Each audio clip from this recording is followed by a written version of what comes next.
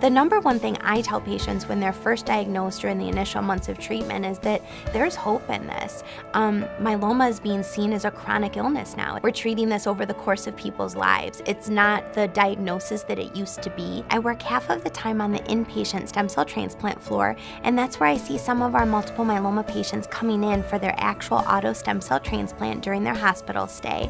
And then the other half of the time I work in the outpatient clinic, and that's where we'll see newly diagnosed multiple myeloma patients, and we'll often see them for their follow-up appointments. Once people have a plan of, this is my diagnosis, this is the treatment plan, they feel better. It is that uncertain time of we don't know what's going on that is what's so hard. So that's where we come into play. I'll see them and discuss with them how their chemotherapy is going, any side effects they're having, try to navigate the side effects, what can we do to help with nausea or help with fatigue, to help them feel better, make sure they understand the drugs, the regimens, that they're taking the pills that they should at home. Throughout these days and months and even years of treatment, you get to know them and their families. That's what's special to me, seeing people over the years and seeing them do well and just going through each step of the journey with them. I get Christmas cards from patients I took care of 8 years ago that are doing well, and they have a once-a-year checkup, so I hardly ever see them, but they want you to know that they're doing well and how they're doing. People don't want to have to come to a cancer center, but when they do, that they can